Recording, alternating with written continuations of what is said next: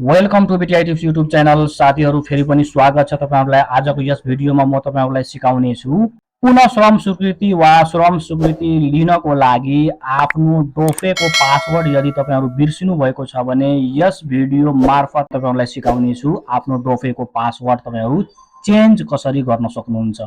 यदि तपाईको डोफेको पासवर्ड तपाईलाई थाहा छैन, तपाई विदेशबाट छुट्टी घर आउनुभयो र अब तपाई पुनः श्रम स्वीकृति आफै गर्न चाहनुहुन्छ तर लगइन गर्ने पासवर्ड तपाई बिर्सिनु भएको छ भने यो भिडियोमा तपाईहरु अन्तिमसम्म रहनु होला। Let's start the video.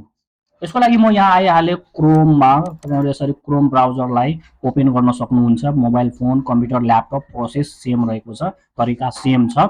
अब यहाँनिर आएर तपाईहरु अनलाइन श्रम स्वीकृति लेखेर सर्च गर्नुभयो भने माथि यहाँनिर वेबसाइट देख्न सक्नुहुन्छ डोफे।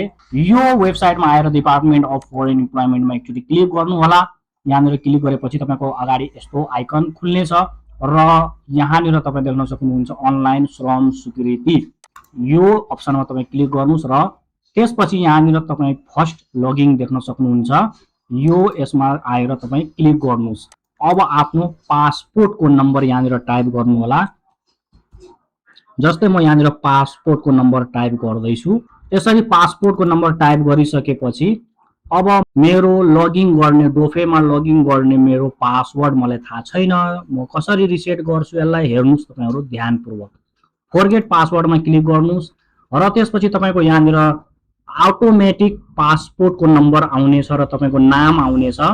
अब बाँकीको कुराहरु तपाईले यहाँनिर दुईटा मात्रै भर्नु पर्ने हुन्छ, एउटा डेट अफ बर्थ र अर्को पासपोर्ट इस्यु डेट। यो दुईटा डेट पासपोर्टमा गएर तपाईहरु हेर्न सक्नुहुन्छ र त्यो हेरेर यहाँनिर क्याप्चा कोड भर्नुभयो भने पासवर्ड तपाईको रिसेट हुन्छ र नयाँ पासवर्ड तपाई आफ्नो क्रिएट गर्न सक्नुहुन्छ। डेट अफ बर्थमा आएर म यहाँनिर डेट अफ बर्थ टाइप गर्ने छु।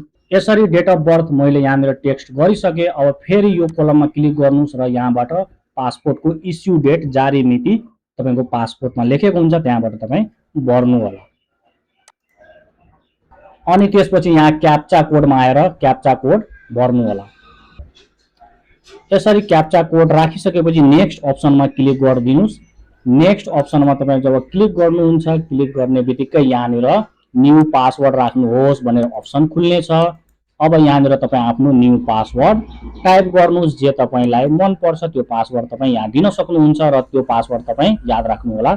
जस्तै मैले नयाँ पासवर्ड यहाँनिर भरे र रिटाइप पासवर्डमा आएर पनि मैले सेम पासवर्ड रिपिट गरेर भरेर सबमिट गरिदिए। सबमिट गरिसकेपछि यहाँनिर हेर्न सक्नुहुन्छ your password has been reset successful र नेक्स्टमा क्लिक गर्नुस् र आफ्नो पासवर्ड जुन अहिले नयाँ राख्नु भएको छ त्यो पासवर्ड राखेर साइन इनमा क्लिक गर्नुभयो भने यसरी तपाईको डैशबोर्ड ओपन हुनेछ डोफेको। साथीहरु धेरै नै इजी छ, एकदमै इजी छ अहिले पासवर्डहरु रिसेट गर्नको लागि डोफेको।